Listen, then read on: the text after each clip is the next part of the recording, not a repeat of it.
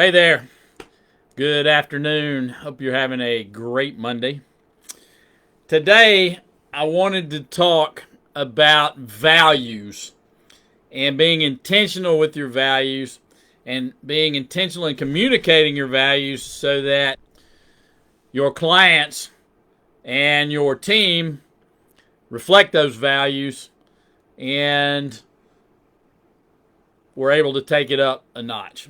So, I thought I'd share. I've been working with our team here about what our local values are. Now, we have something in Action Coach called the 14 Points of Culture, and they're very strong. They're a great thing. They're things like ownership, accountability, communication, education. They're all great points that we live every day. And I got to thinking about, like, what are my values, or what are our values as a team? Now, here's the deal. Values are going to attract customers, and they're also going to attract team members. And when your team members live out the values, they're going to attract more customers. So, or more of the right kinds of customers, because back to what Simon Sinek said, it's not what you do or how you do it, it's why you do it. And values come from the why. So, let's talk a little bit about what I came up with, and this is just straight up first pass. They're in no particular order, but what's important to us here in Action Coach right here in Western North Carolina. So, number one that I came up with was education. Now, I believe that education is paramount to growth. The old saying, the only place that earning comes before learning is in the dictionary. So education is critical. Go out there and get the education you need. We believe that we should be educating, and we should be educating ourselves. So as we get better and our clients get better, then the world gets better. Number two, hard work. You have to show up and you have to do the work. One of my friends this morning said that there is no growth until you get out of your comfort zone. You have to do the work. You have to work on yourself. You have to work. You have to show up. You have to work with your team. You have to do the work of growth, whatever that work is for you. Number three, I believe in allowing people to buy. I believe in not hard selling. I believe in laying out the facts. They're adults, giving them options, let them make decisions on where they best fit in, if anywhere, in our product ladder or our service ladder. So I believe that people should make their own decisions. Number four, we are about improving things here in Western North Carolina. So part of our ethos is rooted in the communities that we're involved in here in Western North Carolina. So we're hyper local. We want to give back. We want to help the communities here in Western North Carolina. I believe in this is a hard one sometimes for all of us, but I believe in putting God first, others second, and us third. And so that's often hard. Egos are tough.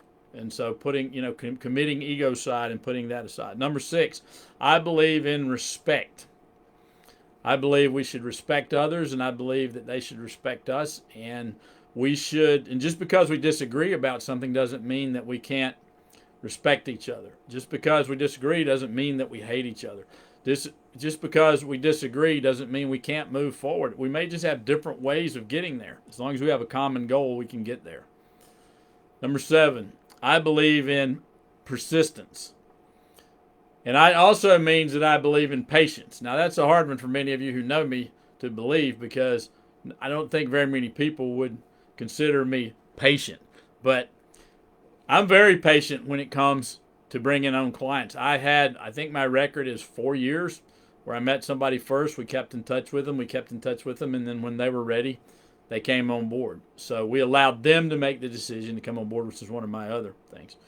So we're patient. We're also persistent. We continue to reach out. We continue to provide value. We continue to ask people to join us. And at some point, some of them will. Number 8, I believe in getting results for clients. I believe in doing what we say we're going to do when we say we're going to do it. I believe in helping people understand what their results need to be and then help them achieve those. So I believe that in business we do have to get the results we promise. Number 9, I believe in cooperation. In business, you can't do this stuff by yourself.